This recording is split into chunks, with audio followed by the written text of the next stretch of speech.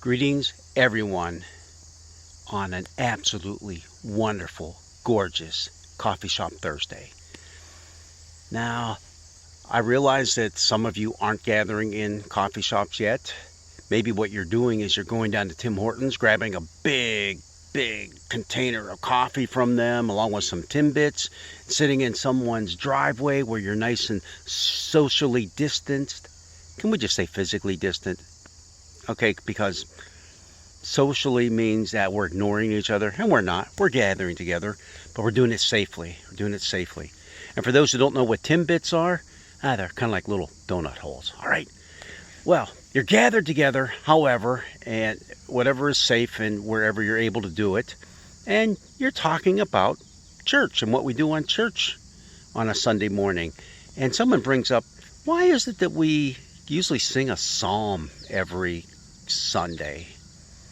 Now, if you don't go to a church that follows the Common Lectionary or the Revised Common Lectionary, and you don't know what we're talking about, you're probably doing it anyhow.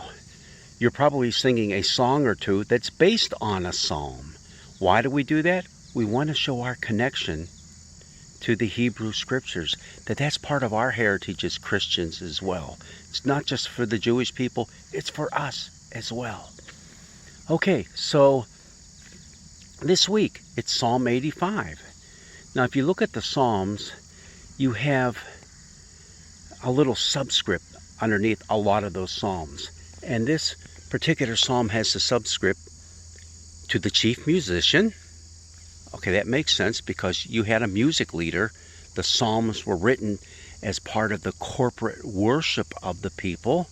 So you had a chief musician who led the gang, and there could be flutes, lyres, there could be a lot of different things that you're playing, all right? To the chief musician of the sons of Korah. Of the sons of Korah. Oh, what's that? Maybe it's just something, one person. Oh, wait a minute. Then you start looking around in the Psalms that are numbered 50s and also in the 80s. There's like 11 of them. 11 of them for the sons of Korah, or of Korah himself. Korah. Who is Korah? This is one of those really intriguing, neat, weird stories of the Bible. You pull out your concordance, look it up, and there you find him. Hey, he's right there in the Numbers. Genesis, Exodus, Leviticus, Numbers, the fourth Bible book that we have. Fourth book of the Bible. Korah. Oh, yeah. Numbers chapter 16. Korah happened to get into a little tiff with Moses. You see, they had a church council meeting one night, and Korah and some of his buddies on church council say, hey, why is it, Moses, you get to be the one that talks to God all the time? You and your sidekick Aaron. Hey, why don't we get to do that? You make us sit around and read the Bible and pray while you're in there talking to God. Do you think we're not good enough? We're good enough godly people too. Why can't we do it? And Moses smacks himself on the head, and he falls on the ground, and he goes, you guys don't have a clue. You don't know how hard this is.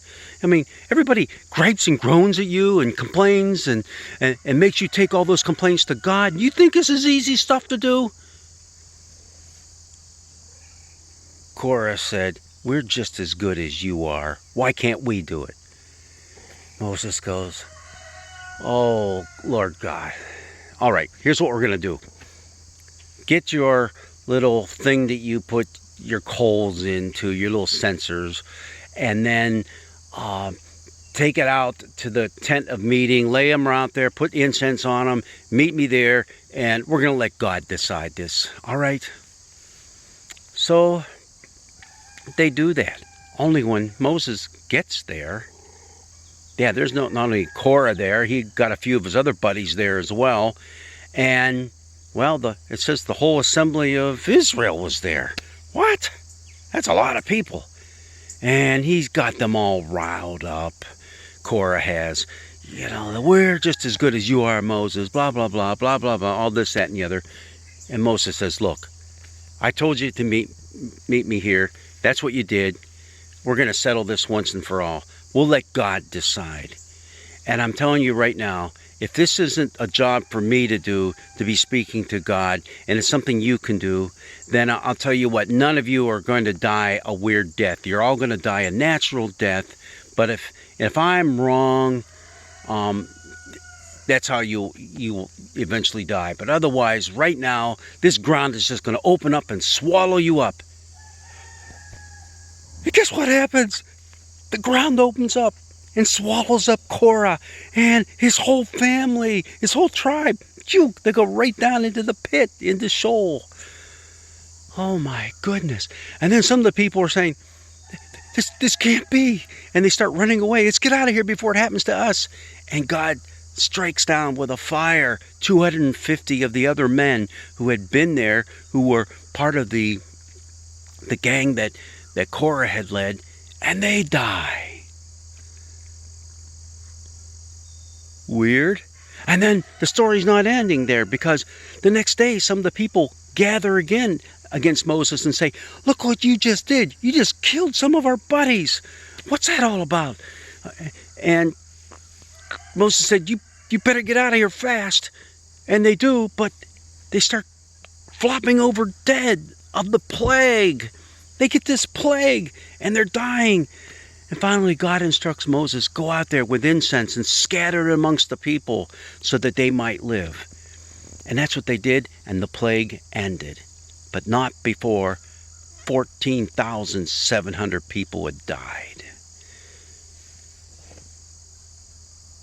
I'm not making this stuff up. Read it for yourself. The 16th chapter of Numbers. So you tell this to your friends who came to hear about some nice bubbly psalms, and they all go, what are we supposed to learn from that? And you say, never question your pastor again. Well, no, not really. That's a tough lesson to learn, though.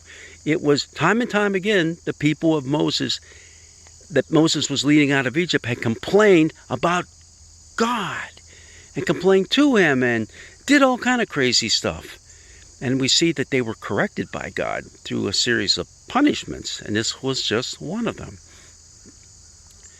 The sons of Korah were part of the Levite tribe. They were the ones in charge of worship.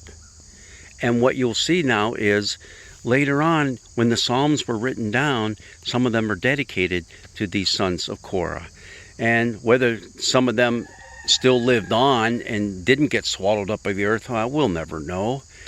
But it's just kind of an interesting, weird story.